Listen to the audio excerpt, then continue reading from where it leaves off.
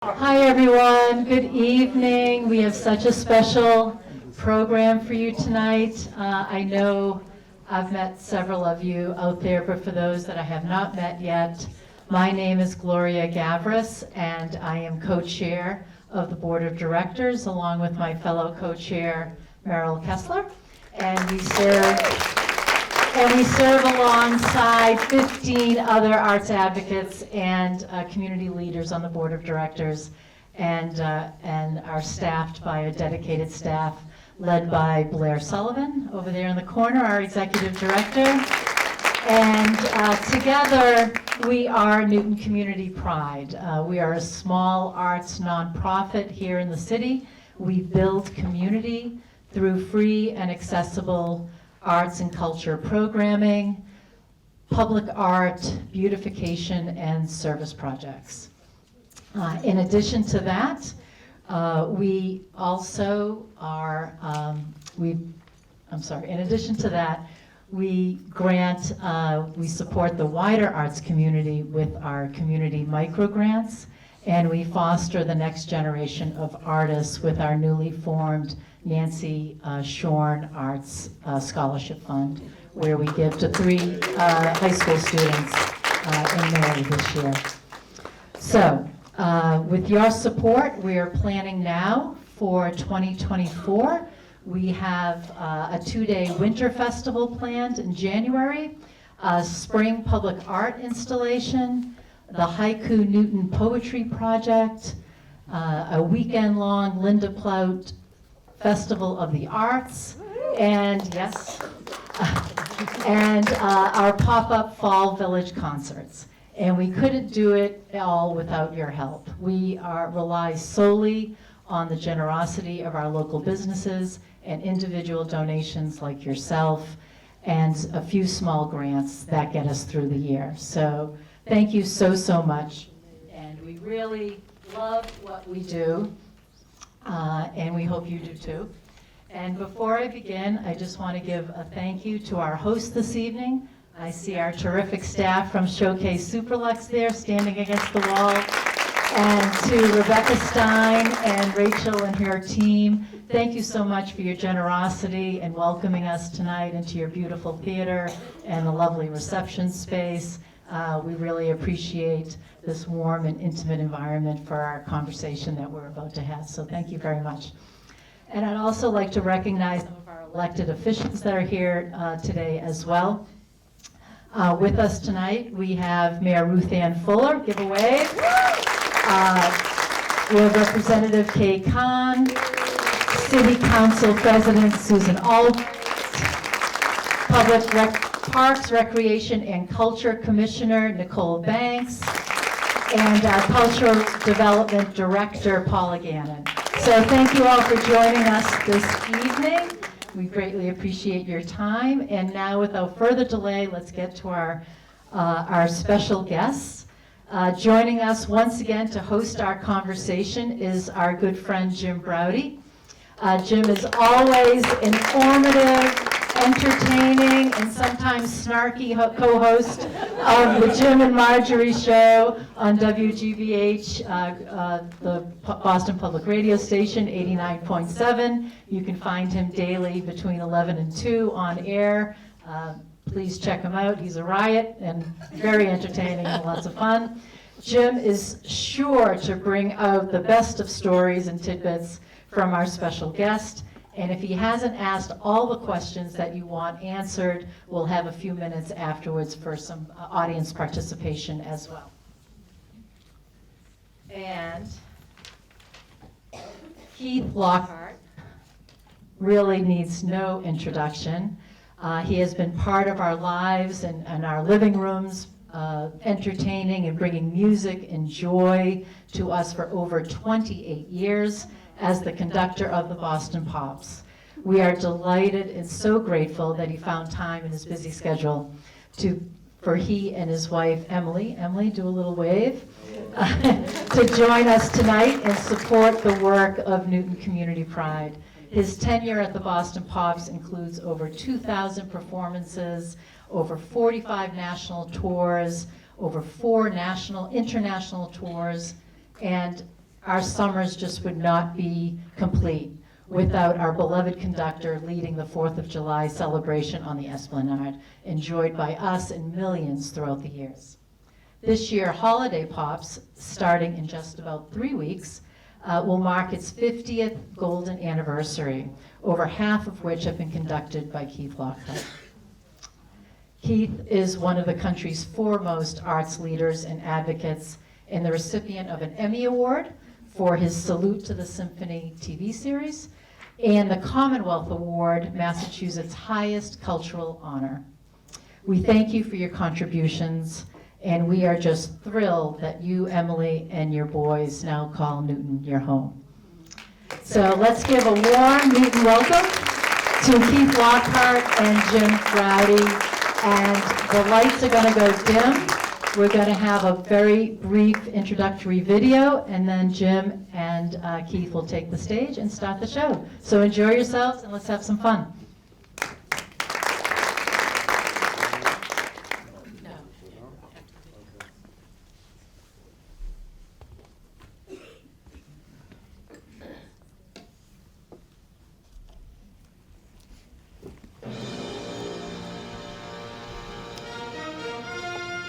I get to be the steward of one of the greatest of American musical traditions, and I get to conduct one of the world's great orchestras on a daily basis.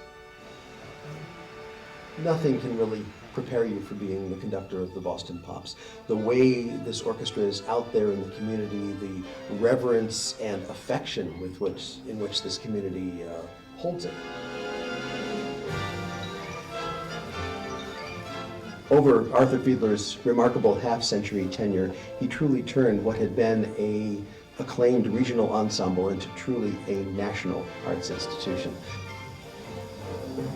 One of the biggest requirements of this job is having an understanding of the broadest possible range of musical expression, because at the Pops, we play everything, right from the middle of the classical repertoire and in every direction from there.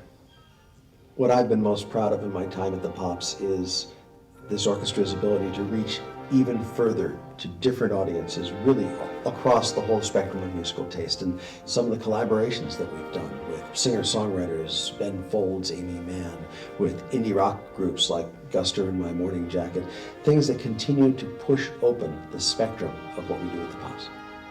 It's always been easy for me to talk to audiences, to be the medium between the orchestra and the audience, between the composer and the audience. I want to do that. I want people to understand why this stuff is the best stuff there is. And I think that love of what I do and that love of the product I represent communicates to people.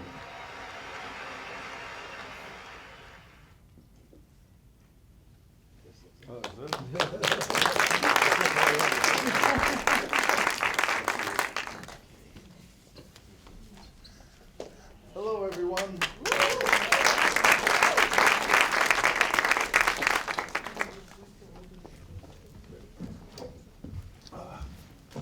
Good evening, everybody. It's great to be here. By the way, Gloria, are you going to play my film now, or are you going to do it after the...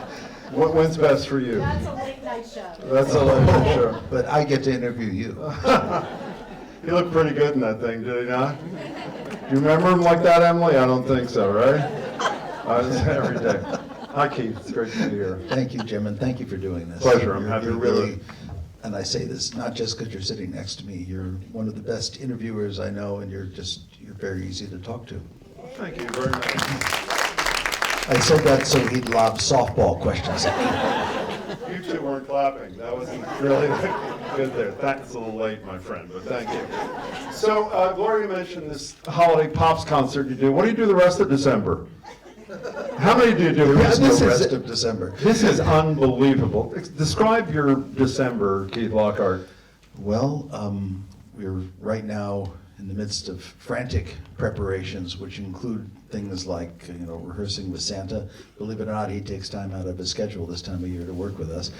Scripting things, going over programs, making slight changes and tweaks, figuring out schedules for various soloists. All that will take us into Thanksgiving, and the day after Thanksgiving weekend, I go to work, and in that period of time, the organization as a whole will do 44 concerts and 4 rehearsals between December 1st and December 24th.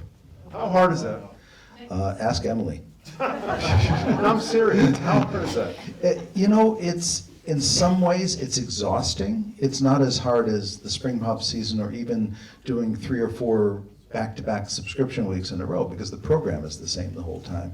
The tiring part is keeping your energy up, realizing that every audience that comes in with the same expectations that the first audience came in with, and just remaining energized through that period of time. But you know, it is such a fun time to be a performer of any time during the year, because people come in to Holiday Pops wanting to be pleased, wanting to be joyous, wanting to celebrate, especially these years where it seems, and I think I've said this now for 28 straight years, where it seems harder and harder, where we more desperately need something to celebrate. Being able to provide that is such a thrill, such an energy push, that it really doesn't feel like an onerous burden. When I said jokingly, ask Emily about that, it is a very difficult time for the family, because we don't really see each other much until 5 o'clock on Christmas Eve. But we will react to that by immediately going off the grid for the week after Christmas. So, and she holds the fort down as well as holding down her very busy fort at the New England Aquarium. So, You know, I want to return, because it's one of, I think, the most important themes about the arts, about how important they are in painful, difficult times. We've talked about it a lot. You touched upon it. We'll get back to it in a minute. But you know, we try to do as much art stuff as we can on our shows as humanly possible. And there is no organization who we announce is coming that generates the kind of immediate response as does the Boston Pops. And were you just in Japan for the first time in a couple of days? How in the other part of the world, I know it's like in the United States, and in another part of the world, the Boston Pops showing up, what does it mean? well, I had a great, if busy, October, and see previous comment, I was gone pretty much except for 48 hours the entire month of October.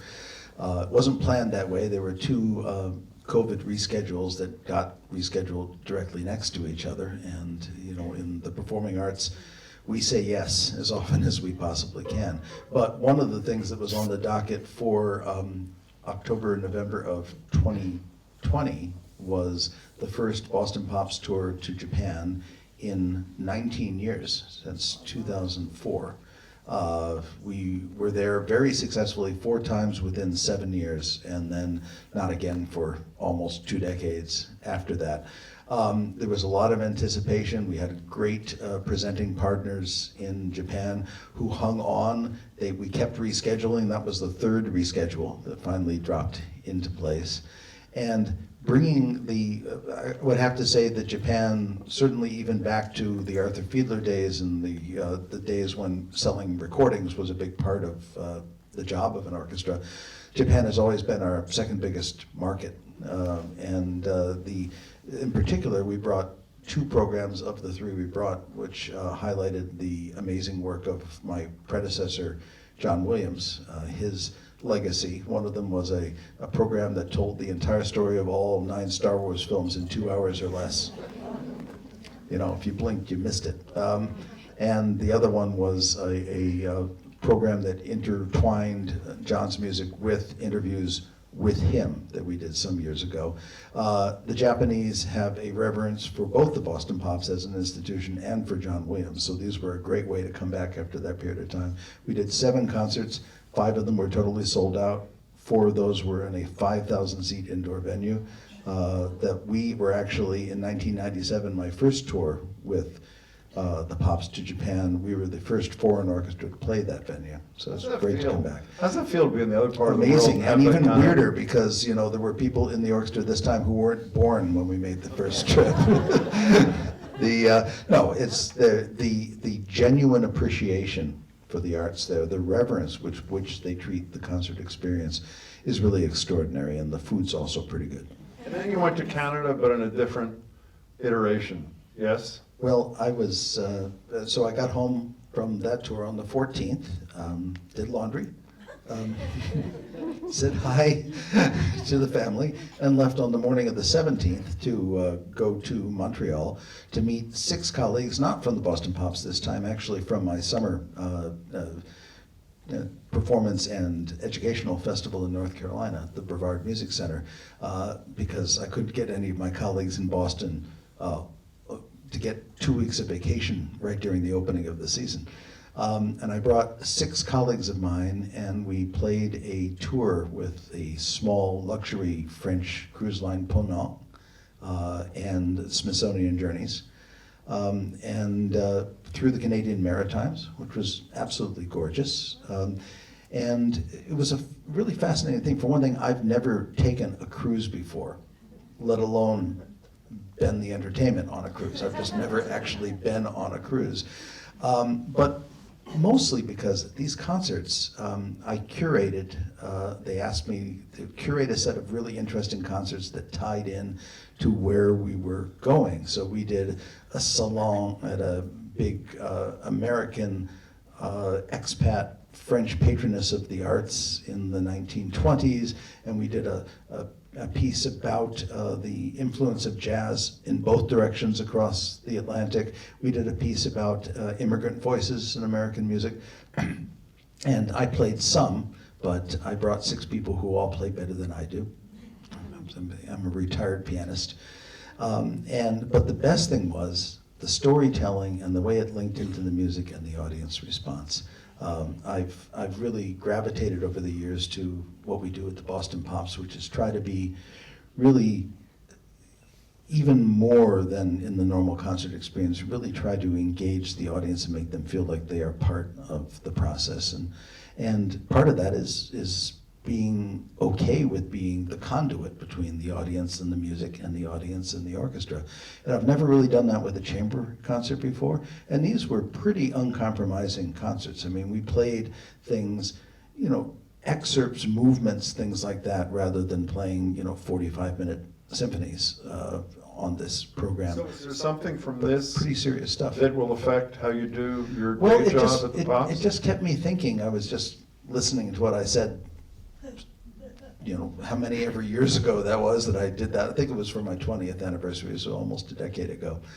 I was thinking about what I said about engaging with the audience, and the chance to do this with fairly serious repertoire, but to tell the stories around it and give the historical context, give the cultural context, give some idea of why that art was made and whom it was made for, and why it matters now. And the responses we got from this group, which was not a group unlike this group, it was not a group unlike our normal crowd in Symphony Hall. It was an educated group. It was there weren't a lot of 25-year-olds there, as you can imagine. But their responses to this music, even the thorniest stuff, because they were given keys to get into it and understand it, really made me think about the way we present music in general. I don't want to ruin the mood, but if I had a choice between being What is the waterboarded mood? and going on a cruise, I'd pick the waterboarding, but that's for another. I want to get back to the thing you touched upon. I mean, these are the worst of times, and it's I not always just. said that until this, by the way. What's that? This is the first time I've always said I would jump off and swim ashore. And I didn't jump off and swim ashore. you doing it again?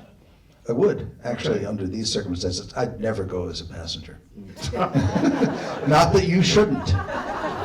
You shouldn't. Thanks, Jim. It's okay. What am I talking about?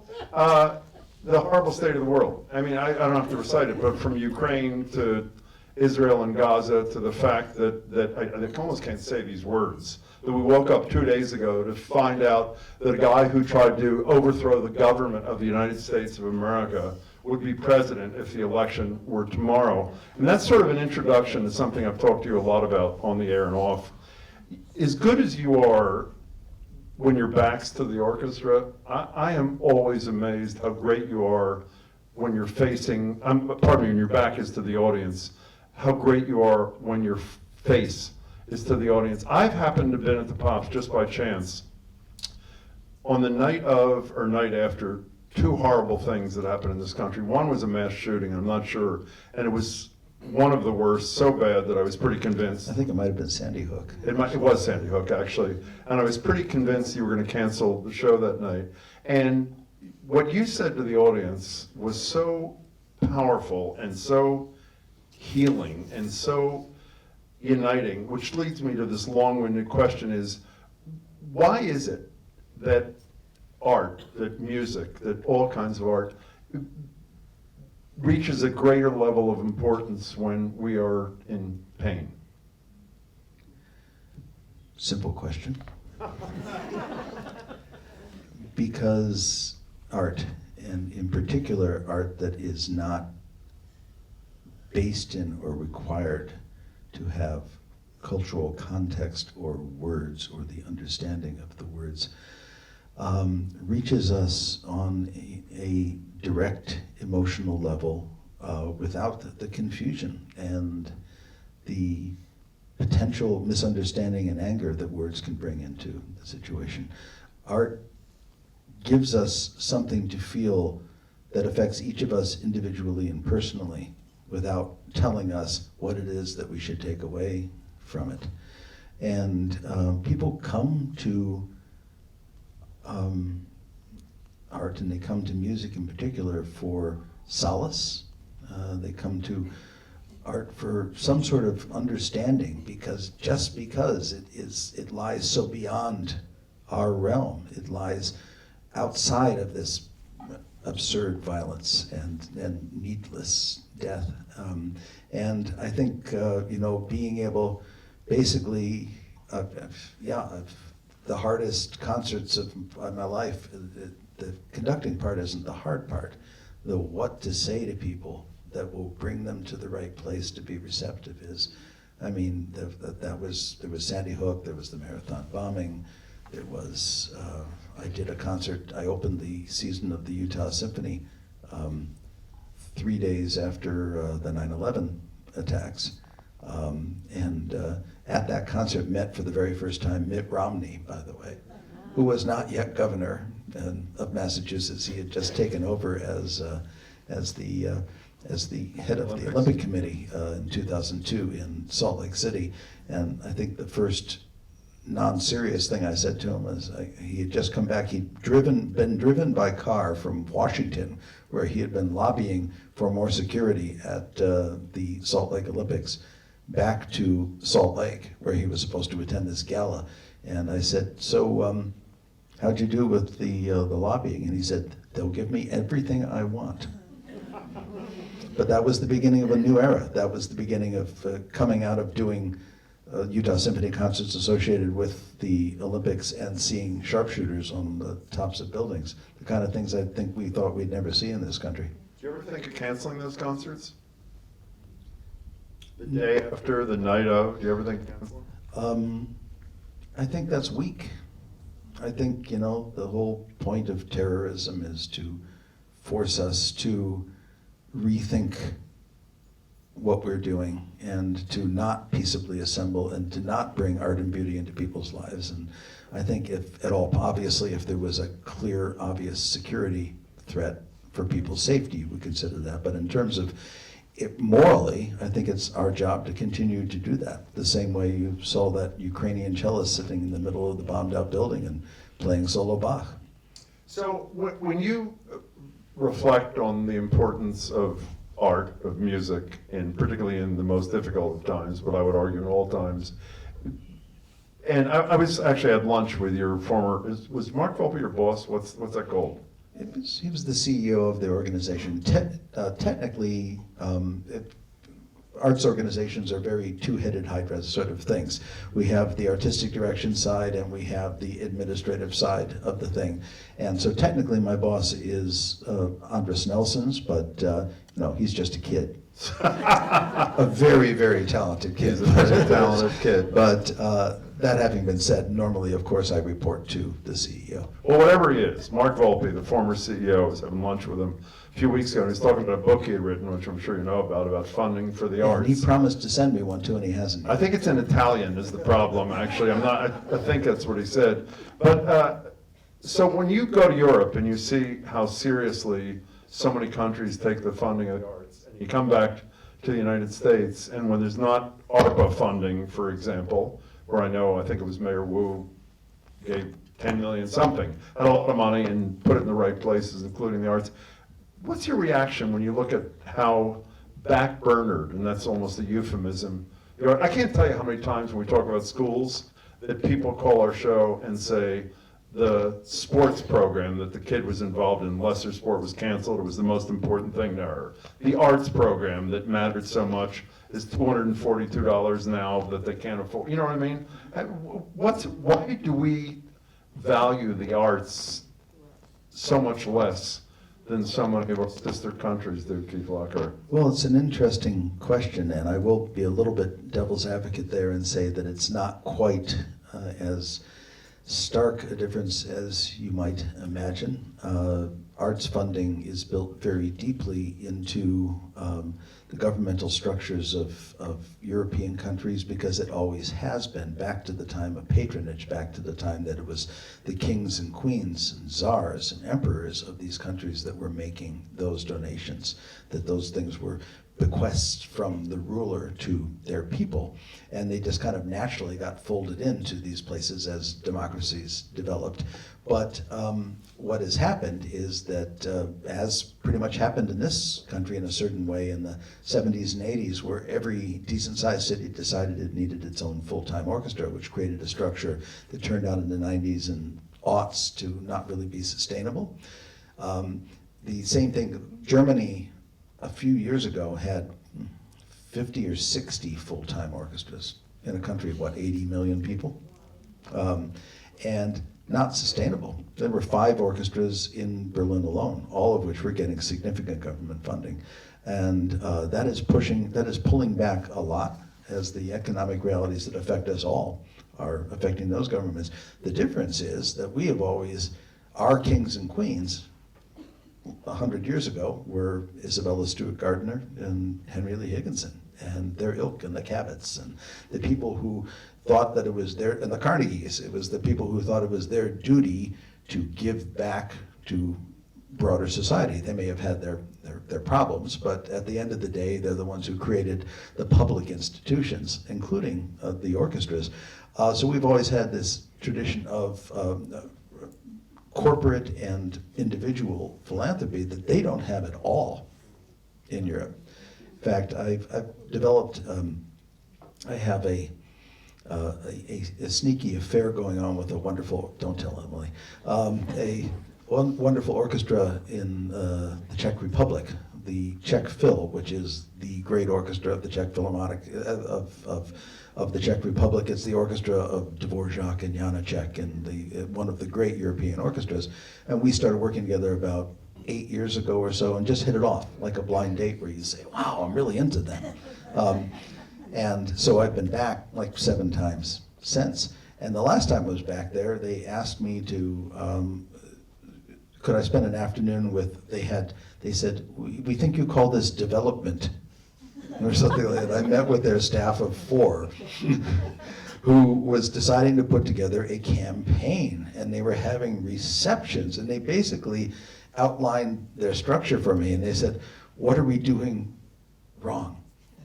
And I'm like, I'm not a development professional. I have worked in American nonprofits for my entire life, but they were just taking baby steps into really realizing that they were way too dependent on centralized funding.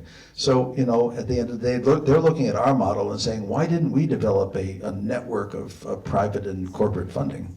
So are you comfortable, I mean, organizations like this obviously fill holes that, at least in my opinion, government leaves, and while I'm thrilled that you exist, in some ways I wish you didn't, but that may be a minority opinion. Are you comfortable with this United States model that's so dependent upon the decency and commitment of individuals and philanthropy types? I think it should be more of a partnership. I think it's embarrassing that the amount that the government spends, this was, it's probably worse now, but 25 years ago or so I addressed the National Press Club, and got to hold up a postage stamp, which at that point was, 37 cents or something like that, and said, this is the amount your federal government spends on arts funding per person. And there was, the suitable intake of air because of that. I think it needs to be a blend.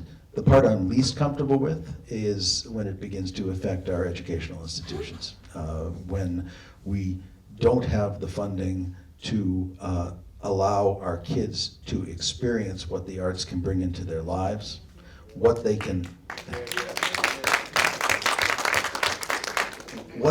gain from that, both, emotionally and in maturation and in the very clearly proven intellectual benefits that this kind of training gives you, but also just to experience an opportunity for self-expression and creativity that we seem to have drummed out of people.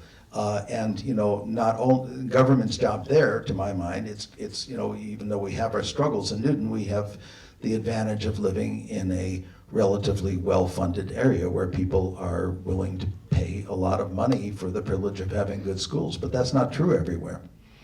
We have a few more minutes for this? Yes? Okay. So can we do not quite a lightning round, but talk about you for a minute? Since you mentioned kids in school, let's go back to those thrilling days of yesteryear with little Keith Lockhart, Poughkeepsie, New York. Did you bring a picture? What was I think that picture was in the video, actually. What turned you on to all this? Briefest possible story. My parents were both IBMers. I grew up in Poughkeepsie, New York. In fact, I met one person born in the same hospital, went to the same high school. Alan. Who were of the era, both being Depression era kids. My father's family in particular was quite poor during the Depression, who had that idea, as people of that kind of greatest generation group did, that they would give their kids everything that they had been denied. And so the piano was put there not because they particularly knew what to do with it. My dad was a very talented musician, very just innately musical, but never really advanced on any instruments because he didn't have the opportunity to do it. Played bugle in the Navy, though. That was the extent of his professional career. And so there was a piano put in front of my brother and myself, and I bought when I was 6. I started lessons when I was 7. I really liked it and chose it when you start having to make those choices between another year of Little League and playing piano. Had a great school music program, so I started playing clarinet in 5th grade, and I got pretty good at that, and I always kind of liked that more because it meant piano is a lonely business. But when I played clarinet, I got to play in ensembles. I got to make music with other people, which is really where the conductor side of the game came into it. And from that point, I, went all the way through high school, more and more wrapped up in the world of music and musical theater and choruses and jazz band and all that sort of thing. And then I got to college and said, okay, I'll do a Bachelor of Arts degree in music and go take my LSATs and go to law school. Obviously, I failed, but I did the next best thing. I married a lawyer. How good a piano player are you, by the way? At one point, I was what I call a good pianist, but then I go on to say the ground is littered with the bodies of good pianists. When I got to the end of my undergraduate curriculum, which I actually did finish a conservatory degree, and I did the normal 4 or 5 hours of practice, and I took competitions and that sort of thing, and I even won one once. My teacher came up to me, who was a real pianist, and to show you how competitive the world is, he was a really great pianist whom you have never heard of. And he said, "You ever think about conducting?" And I said, "Why do you say that?" And he said, "Well, you see, you're a really good student of the game. You're really interested in how it works and how to make it work and the coaching aspects," which is really what being a conductor is about. It's very much like being a coach of a sporting event. The funniest question people ever ask is, "Do you play an instrument?" Because it's like, asking Bill Belichick, "Did you ever play football?" Because why would anybody listen to you when you had things to say about how to do it better if you had? Obviously, never played football. Well, it was okay. Poor example. Right now. So, do you remember? Speaking of you being a pianist, I just remember this when you were answering. One of the great nights, for me at least, recently, or days actually, at Symphony Hall was when Michelle Wu came for the concert for the city. I don't know if anybody was there. It was incredible. And she walks out, and she told us on the radio the next day she was terrified, which I'm sure. Terrified. She has guts. and she played Mozart, right? Yes, and she played beautifully. Which she'd And- never played before. So they have a press conference afterwards, and I go to the press conference. So it's Andres Nelson's, Keith Lockhart, and Michelle Wu. And I ask a question of Andres Nelson's, who's your boss. Do you know that? Are you aware of that? Okay, fine. And I said, so Andres, who's a better piano player? Who's a better pianist, Keith Lockhart or Michelle Wu? Do you remember what he said?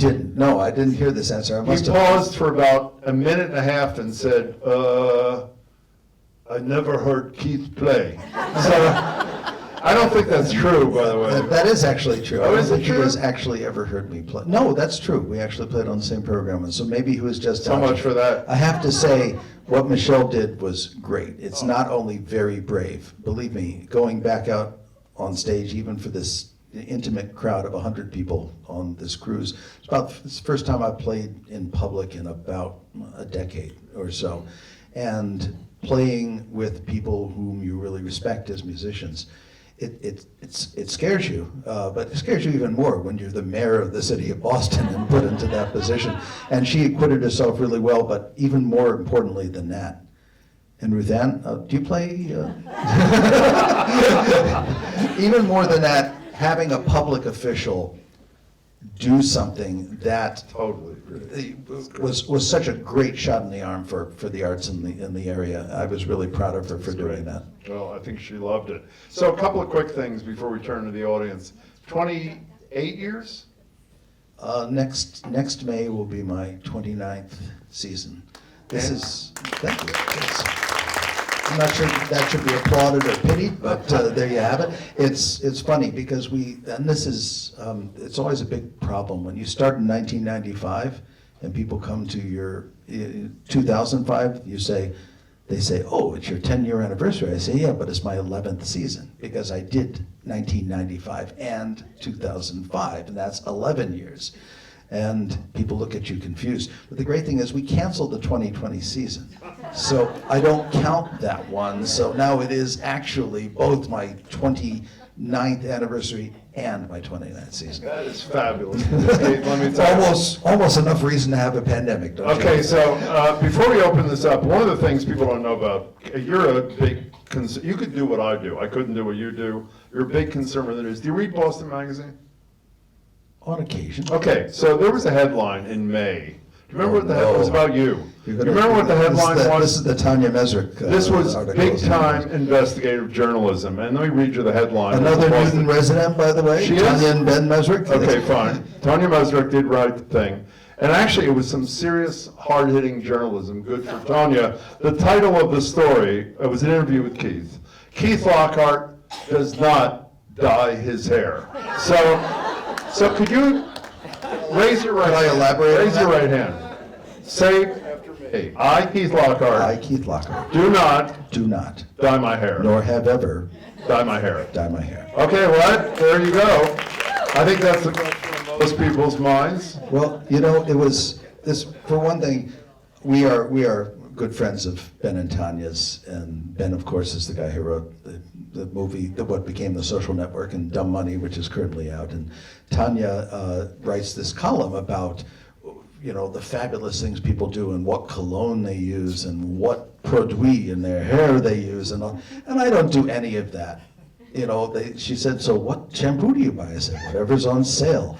And so it was pulling teeth, and I had to rely heavily on her and on Emily to write anything that was credible in response to all of these things. But the one thing I wanted to get out there, because she was talking about, she wanted to know who did your hair and what you used and all that, and because my hairdresser all the time says, another 3 people came in and said, all right, does he color?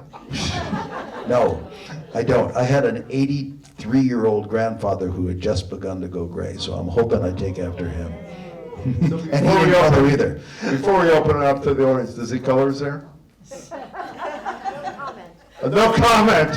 That's a little troubling. if you You've know what left I me to mean. hang out here. Okay. Raise your right hand. Raise your right hand. Are you going to do the audience? Are you going to do the audience deal here, or You're gonna do that? Okay. In fact, if you could. This is your If opportunity. the camera can come in here a little, I'm beginning to gray in the temples. I think you're about to be handed a mic right there. Thank you. Oh, I thought you were gonna. No, but. Sorry.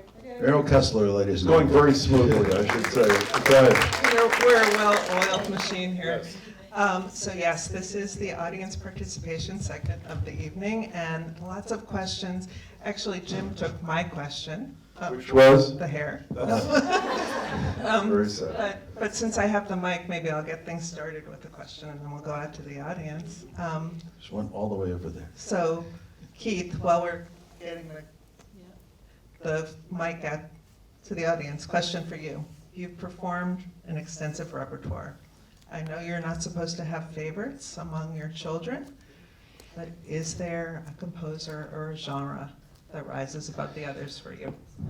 Well, I suppose, if it's your desert island thing or your last meal kind of thing, as a conductor, the works of the late Romantic composers, people like Richard Strauss, the tone poems, the Gustav Mahler symphonies, that sort of thing. Early 20th century music like Stravinsky, Firebird, Petrushka, those are my favorite things to conduct. I wouldn't say they're necessarily what I would listen to on the desert island, but those are the things that stretch me as far as I can get stretched as a musician, as an artist. They make me use everything I have and then pour more into it, and those are the reasons you keep growing in your job. So I'd have to say those things. But in terms of desert island composer, the person you'd be stuck with, I'd go with Dvorak, because I just like what he has to say. But for the purposes of this audience and for where I am, I'll say I would just like to hear the Stars and Stripes Forever over and over and over. We have a question from Madeline. Okay. When I'm on Washington Street in Newton, I pass a store that sells pianos. I'm struck by the fact that when we were growing up, we all had a piano. We all played the piano. Whether we stuck to it or we didn't stick to it, that's what we do. We went to college, we listened to classical music or shows, because that's what we did. We developed a love of serious music, classical music, etc.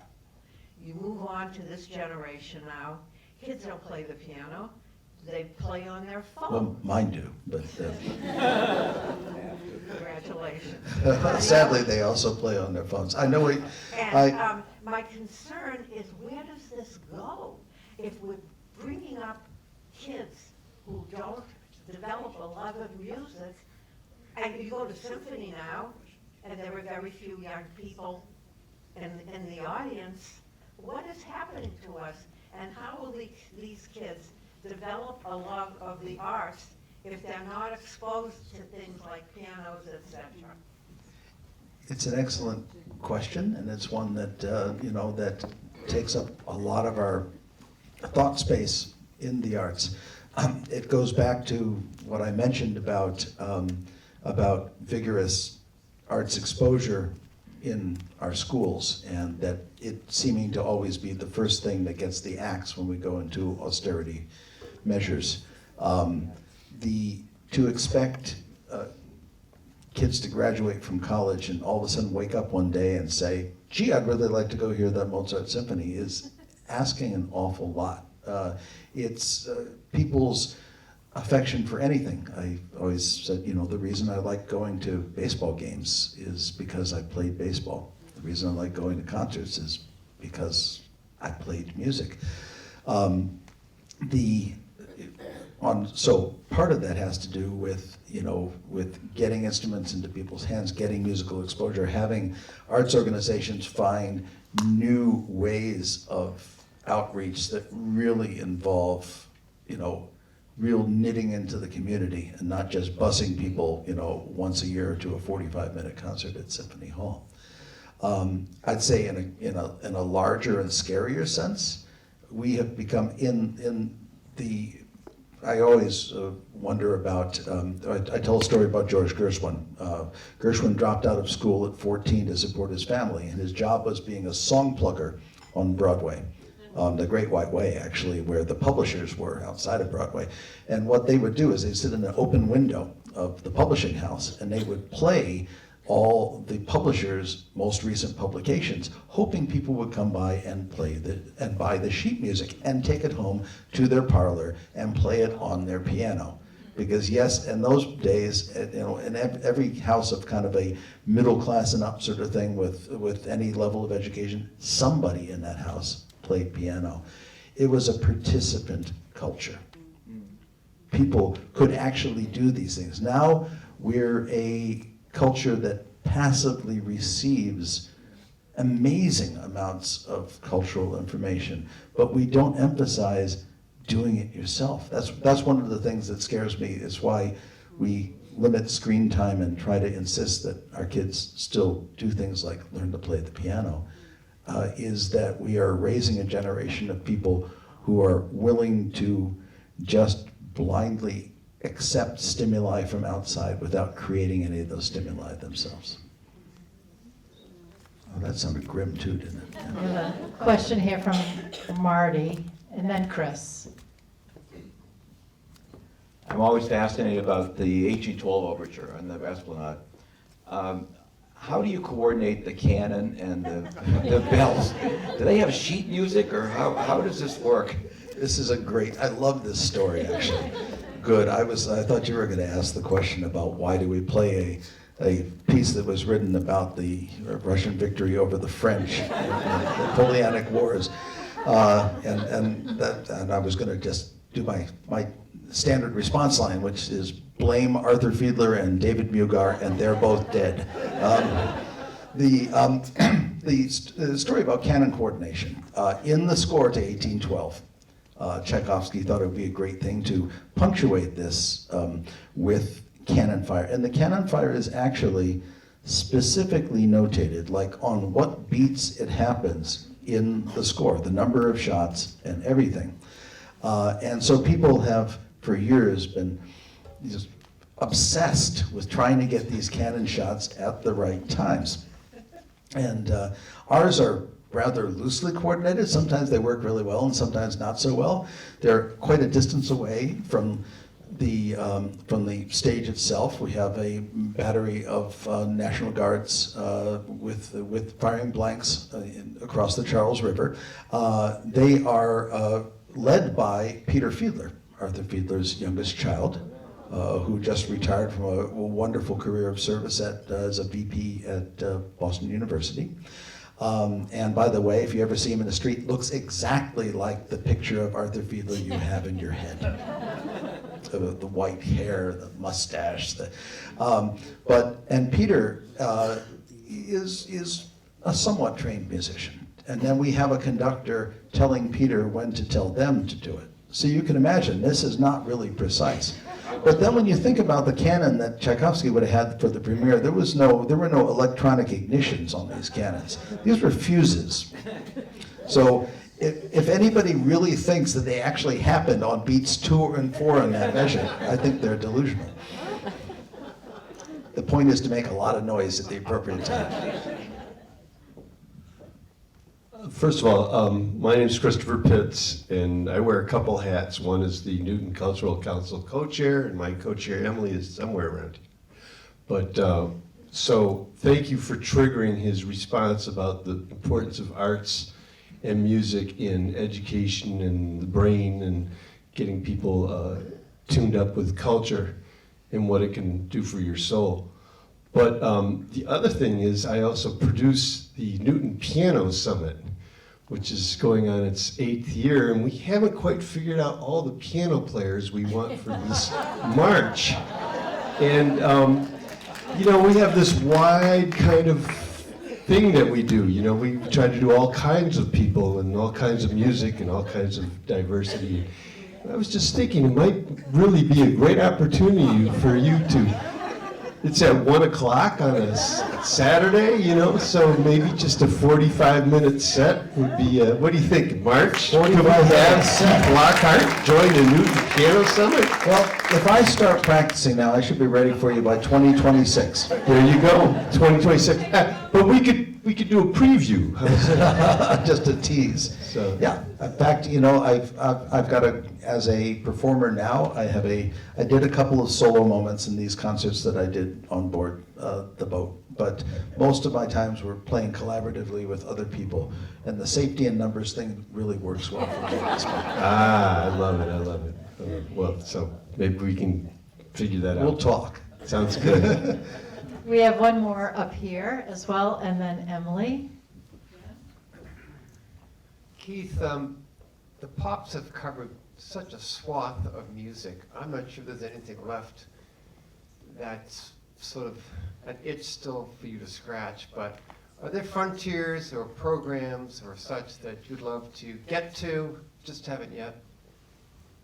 Well, there are always artists whom you say, wow, why haven't we done something with them? There's really an interesting, collaborative possibility there. In terms of genres, I'd love to do more with wider world music sort of influences. We have done something. We did a great concerto written for the great Brazilian percussionist Ayrton Moreira. We've done things with Celtic musicians before, but there are so many other things to do, especially that represent, this community and the diversity of the community. We've been talking about working with Japanese folk instruments to create something new. We've been talking about Indian music and Bollywood and the other things that we have not ever crossed over into. And those communities are out there. We are, to some extent, limited by, like most organizations, we continue to sell to the people we've sold to in the past. And we need to start looking for the audiences that will support us going in different directions. But there's always, especially these days on that so many people have millions of views on YouTube whom I've never heard of because I'm over 30, a lot over 30. There are people doing interesting things all the time. I mean, there's a lot of copycat stuff and a lot of fairly worthless stuff out there, but there's also really interesting people managing to put things out there because it's now much easier for people to self-produce and put themselves into a place where people can see them. And what we're looking for in the future, I think in particular, is finding ways of finding these people and connecting to them, therefore connecting us to an audience that is not all our age. We have one more. Hi, I'm Emily O'Neill. I'm co-chair with Chris Pitts of the Newton Cultural Council.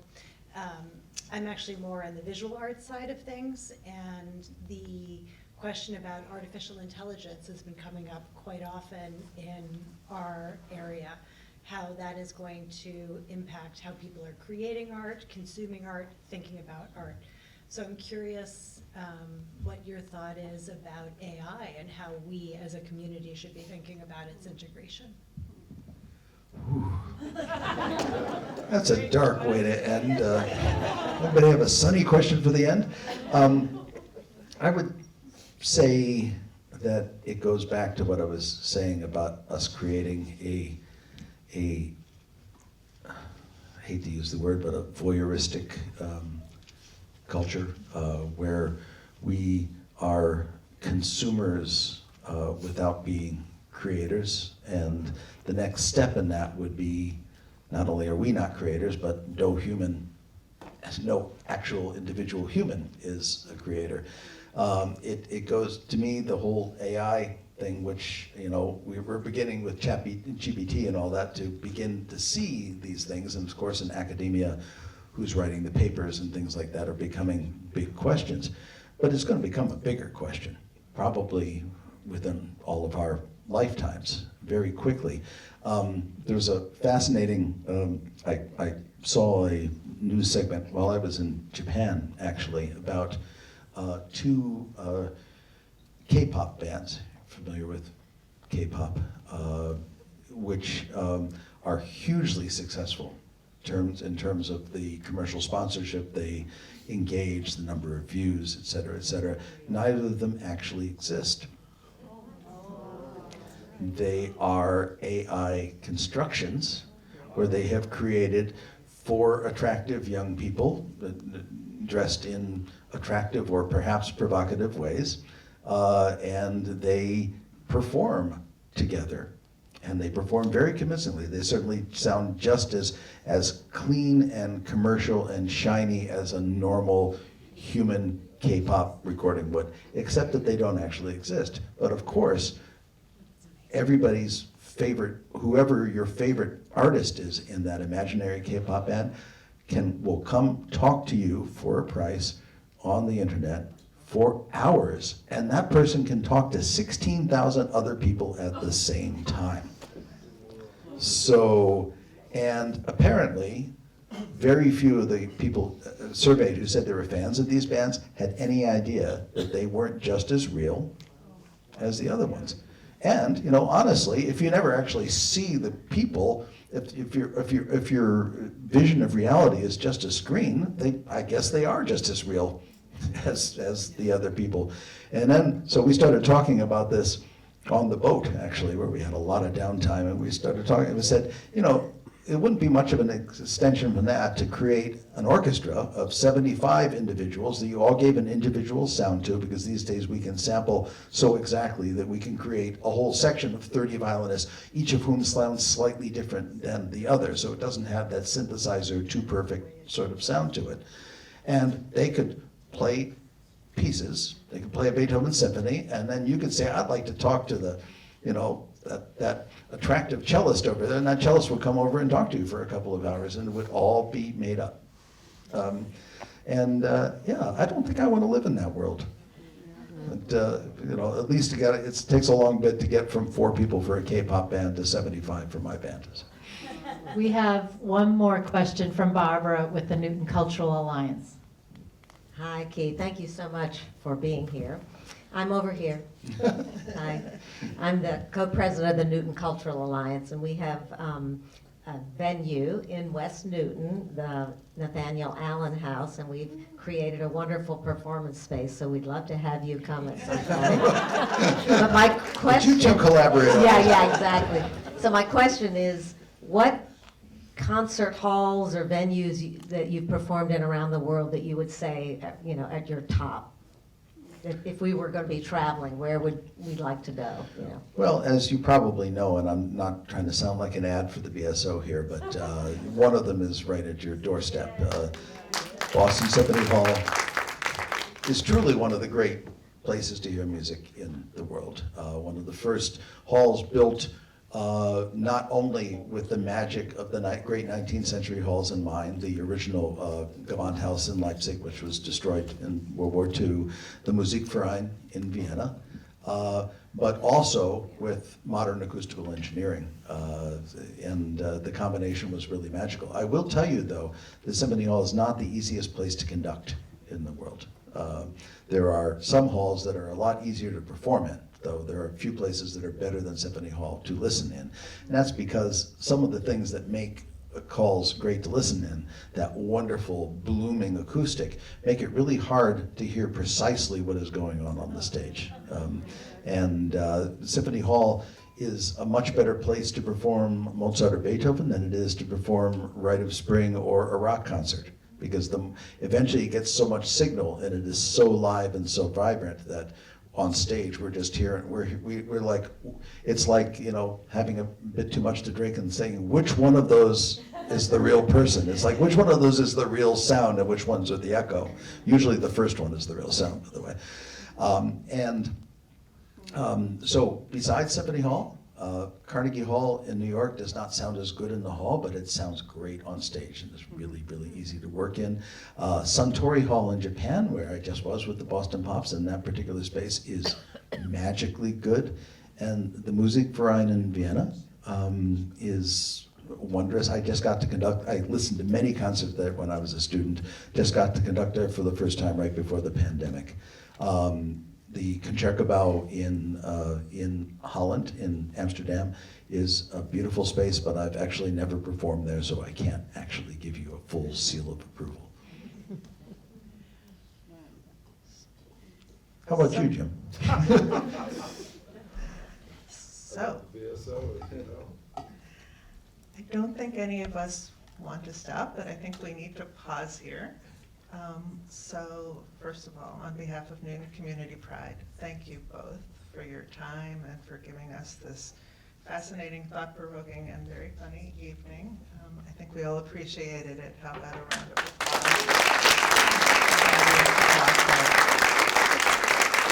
Thank you so much, and thank you, friend.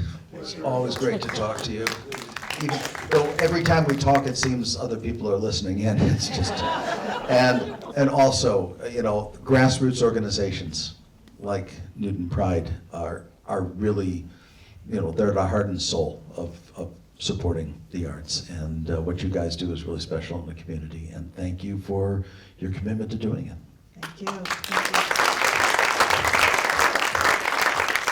Before we break, we have one more activity. We have been very fortunate, thanks to Keith's generosity, we actually have a wonderful raffle drawing. Keith has donated to us a table for 5 at the Holiday Pops. And everyone who bought a ticket for tonight's event was entered in the drawing. And our executive director, Blair Sullivan, has the bag with the little slips of paper. And we're going to let Keith pick. No,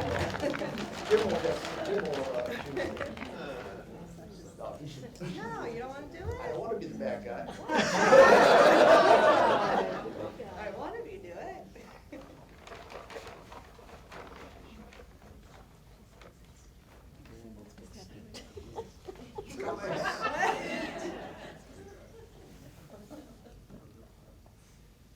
Kristen Holson.